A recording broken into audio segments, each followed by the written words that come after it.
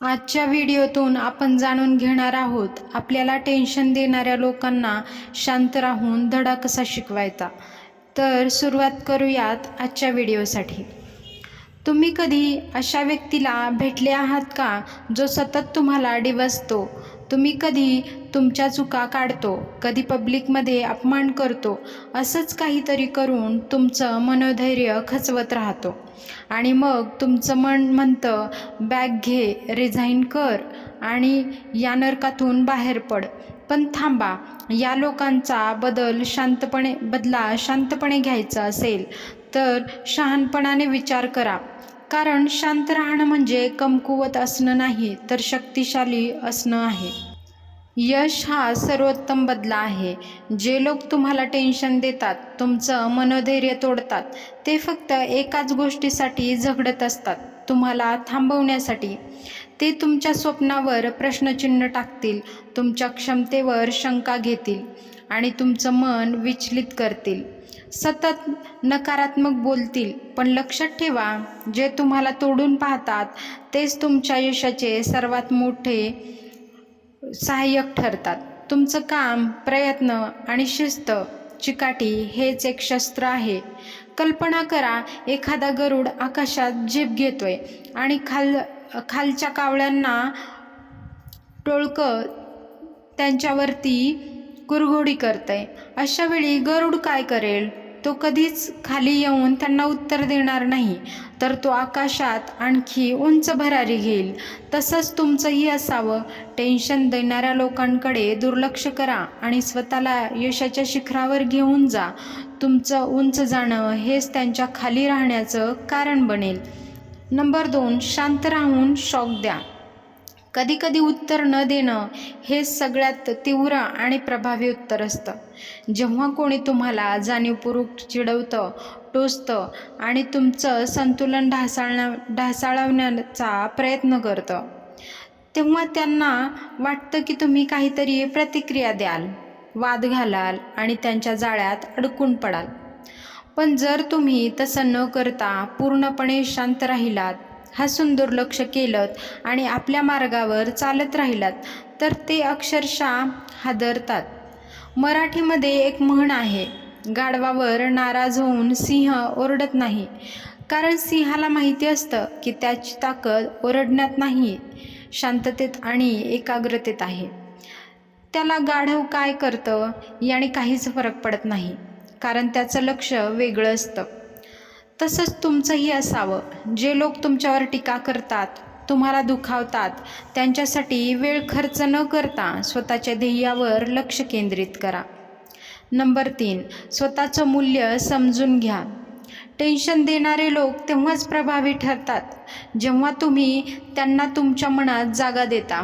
तुमच्या मनात जर त्यांचं म्हणणं, त्यांनी केलेल्या टीका किंवा त्यांचं वागणं महत्त्वाचं वाटू लागलं, तर ते हळूहळू तुमचा आत्मसन्मान, आत्मविश्वास आणि निर्णयशक्ती खाऊ लागतात। पण एकदा का तुम्हाला स्वतःची खरी किंमत समजली की दुसऱ्याच्या बोलण्याचं मोल आपोआप कमी होतं। सोनं जर चुकून चिखलात पडलं तर त्याची किंमत कमी होते का? नाही ना, कारण त्याचं मूल्य स्थिर असतं। तसंच कोणी कितीही टीका केली, अपमान केला किंवा दुर्लक्ष केलं तरी तुमचं मूल्य कमी होत नाही, जोपर्यंत तुम्ही स्वतःला कमी लेखत नाही तोपर्यंत। नंबर 4, कृतीतून उत्तर द्या, शब्दातून नाही।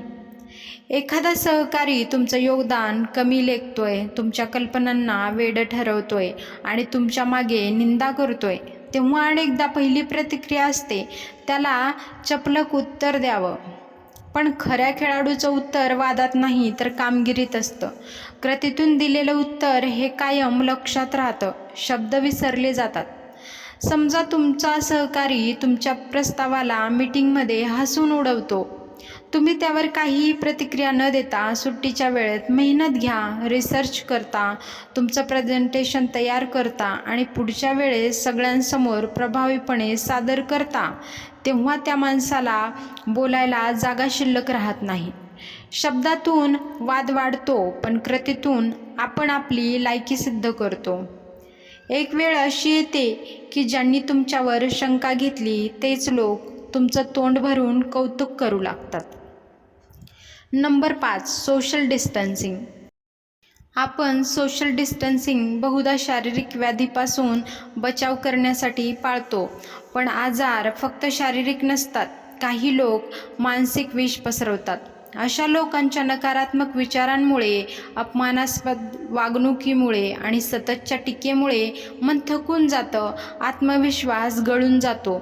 म्हणूनच टॉक्सिक लोकांपासून मानसिक अंतर ठेवा. हीच खरी मानसिक स्वच्छता. आपल्या आयुष्यात शांतता हवी असेल तर विषारी लोकांपासून अंतर ठेवावं लागतं. त्यांना बदलण्याचा प्रयत्न न करता स्वतःचं वातावरण स्वच्छ ठेवा. मानसिक सोशल डिस्टन्सिंग ही स्वतःवर प्रेम करण्याची एक सुंदर प्रतिक्रिया असते. विनोदाचा उपयोग करा. प्रत्येक वेळेस तणाव, टोमणे, अपमान याला रागानं किंवा मौनानं उत्तर देणं गरजेचं नसतं. कधीकधी हसवून उत्तर देणं हे शहाणपण ठरतं. नंबर 7, तुमची ताकद तुमचा आत्मसंयम. टेन्शन देणाऱ्या लोकांना असं वाटतं की तुम्ही रागावाल, भांडण कराल, पण जर तुम्ही संयम ठेवलात तर तुम्हाला हळूहळू भांडणात रसही उरणार नाही. तुम्ही जर शांत राहिलात, संयम ठेवलात तर कारस्थानी लोकांचं संपूर्ण प्लॅन फसतो. सहन करणं म्हणजे कमजोरी नाही. हीच ती वेळ आहे जिथं खऱ्या ताकदीची परीक्षा होते. वादात उडी घेणं सोपं असतं, पण शांत राहून पुढं जाणं हे खऱ्या योद्ध्याचं लक्षण असतं. आपलं मन कोणी अस्वस्थ करू शकत नाही जोपर्यंत आपण त्यांना ती परवानगी देत नाही. नंबर 8, योग्य वेळी समर्पक उत्तर द्या. जेव्हा तुम्हाला कोणी जाहीरपणे कमी लेखतो तेव्हा लगेचच भावनिक होऊन उत्तर देणं हा मूर्खपणा ठरू शकतो. पण जर तुम्ही योग्य वेळी, योग्य मंच आणि योग्य शब्दांची निवड केली तर ते उत्तर फक्त प्रभावी नाही तर स्मरणीय ठरतं. एका मीटिंगमध्ये तुम्ही काहीतरी सुचवलं आणि दुसऱ्याने उपहास केला. तुम्ही लगेच प्रतिक्रिया न देता काही दिवस स्वतःच्या कामामध्ये सुधारणा केली आणि पुढील प्रेझेंटेशनमध्ये जेव्हा तुमचं काम सर्वांनाच उपयोगी पडलं तेव्हा तुम्ही शांतपणे म्हणालात, हीच आयडिया मी मागच्या वेळेस सुचवली होती. फक्त इतकं म्हणणं पुरेसं ठरतं. तुमचं उत्तर एवढं प्रभावी असावं की समोरच्याला पुढील वेळेस बोलण्याआधी 100 वेळा विचार करावा लागेल. नंबर 9, स्वतःमध्ये गुंतवा, दुसऱ्यांमध्ये नाही. टेन्शन देणारे लोक तुमचं लक्ष विचलित करू पाहतात. ते तुम्हाला तुमचा फोकस बाहेरच्या गोष्टींमध्ये अडकवतात. पण तुम्ही जर त्यांच्यावर लक्ष न देता स्वतःच्या ग्रोथवर काम केलं तर त्यांचं अस्तित्व फिकं वाटायला लागतं. एखाद्या व्यक्तीने तुम्हाला वारंवार डिवचलं, पण तुम्ही त्याला प्रत्युत्तर देण्याऐवजी रोज थोडा वेळ वाचन, योगा आणि कामासाठी दिला, तुमची ग्रोथ करण्यासाठी दिला, तर 6 महिन्यात तुमची पर्सनॅलिटी बदलेल.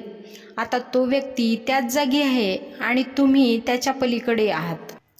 नंबर 10, वेळच दाखवेल तुमचं मूल्य. कधीकधी काहीच बोलायचं नसतं, फक्त वेळेला बोलू द्यायचं असतं. जो आज तुमच्यावर हसतोय तो उद्या तुमचं उदाहरण देईल.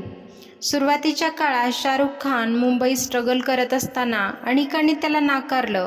अभिनेत्यासारखं रूप नाही, एक्सप्रेशन नाहीत, कोण पाहणार याचे चित्रपट. पण काहीही न बोलता तो काम करत राहिला. त्यावेळी ज्यांनी त्याला नाकारलं आज तेच लोक कौतुक करतात आणि उदाहरण देतात. काही लढाया शब्दांनी जिंकता येत नाहीत, त्या वेळेने जिंकून दाखवाव्या लागतात.